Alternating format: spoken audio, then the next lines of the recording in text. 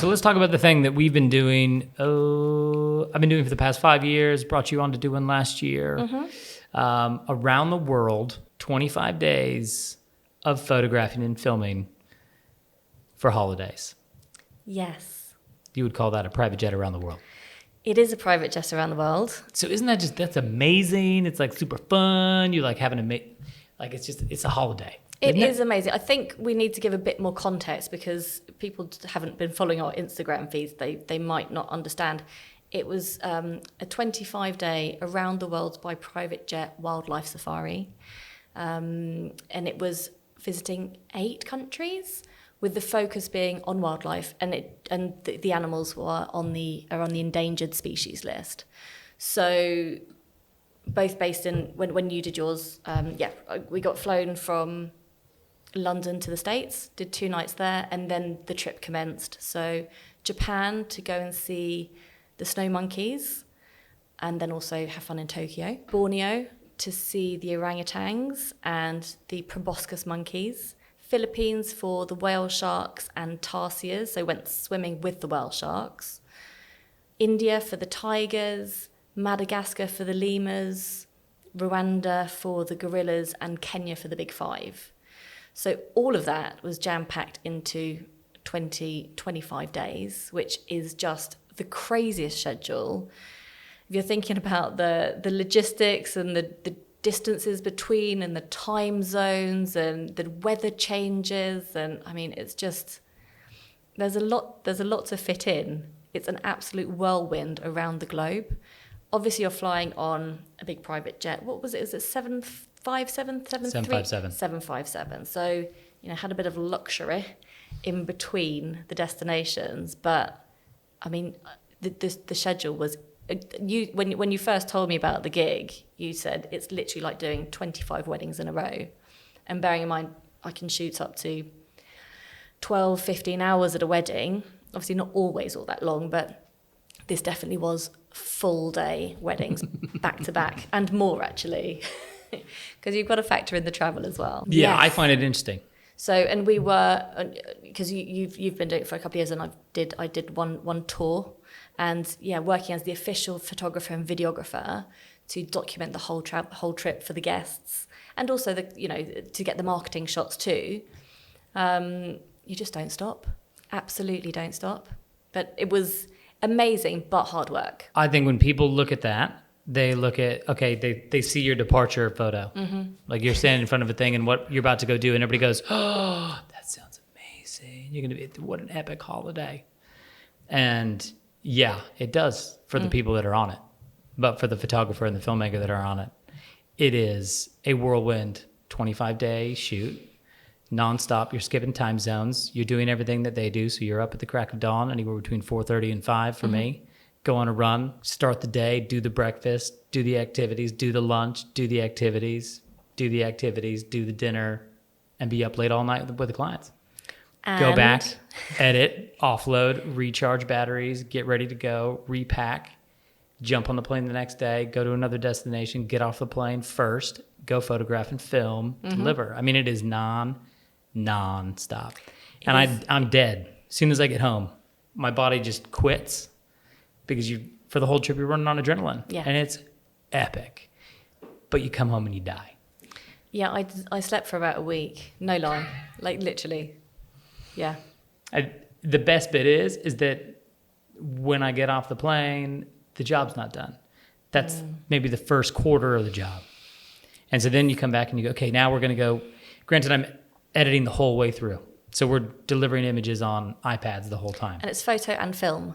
Photo and film. And so delivering these things so clients can see them, so they can share them with family and friends to share the journey. Then that's happening as we go. But then as soon as we hit home, then it's compiling, getting everything sorted, getting everything organized, facial recognition on all the images so everybody can go into galleries. So they go into photo books. And then once they hit the photo books, it then goes into custom galleries. Then they receive a custom gallery from their trip. Yeah. And then the editing of the books, the iterations of the books, and then we go to print and we spot check all the books. And then I go to the print house and I make sure that everybody is who they are in that particular book, and make sure that it goes to the right person, down to the address that's going to go to that address. Yeah. And you just go. It is tons of work. So it's quite funny that I think you got it right. The trip is only quarter of the work. And I think the hardest thing I found during the trip was just keeping on top of the editing, because the guests are wanting pictures. You've just had an amazing walk. You've been trekking with gorillas, and by that stage, they realise that the professional photographer's on board. I'm not even going to get my camera phone out because the professional photographer... Which is the point. Exactly. Which is exactly. Great. So, I've got this amazing picture with them and the silverback and blah, blah, blah, and all that, and it's wonderful, but they want that as soon as we get back to the And you're like, lodge. I'm still editing photos from the Philippines. Yeah. And it's like, well, the next excursion leaves to go and see the golden monkeys in half an hour. So, but I was editing any chance I had during the road transfers, or, just sitting obviously on the plane. It was just trying to keep on top of it was a massive, massive challenge. One of my favorite images from the trip is it's the exact same table. So one, I'm eating lunch, which I wasn't actually eating. I was just getting it photographed. So somebody was pouring me a glass of Veuve Clicquot, and I had a lovely steak in front of me. She pours the glass, I take the photos, and I have her do it again so I can get video. And I'm like, can you clear it now, please? Yeah. So she takes, and I didn't need it. Yeah. Cleared it, and then laptop, iPad, Wi-Fi dongle, another iPad, batteries, cameras out, everything's ready to go. And you just go, that's how it started, and this is how it's going. And I find it's one of those things that years and years of doing it gets easier and easier, but it's brutal. It's still a challenge.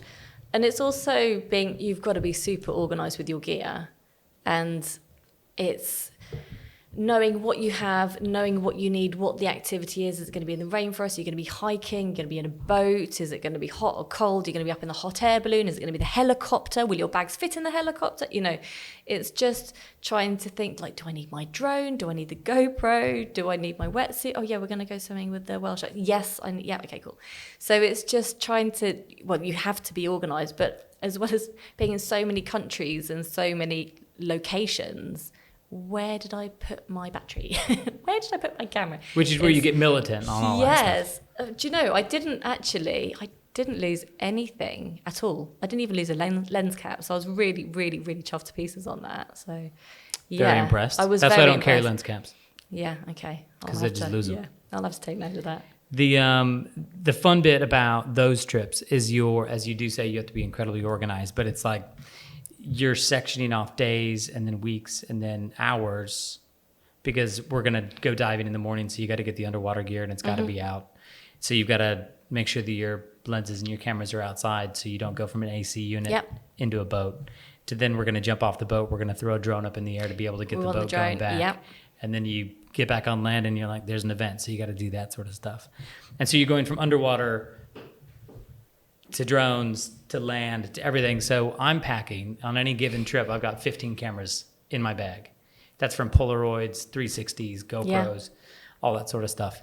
And you just go, that's a lot of batteries and that's a lot of cables. And so to not lose anything. Yeah. I know, it was definitely an accomplishment, like a massive achievement. I had 4 camera bags and they were all so heavy. It was just crazy. But I used every bit of kit.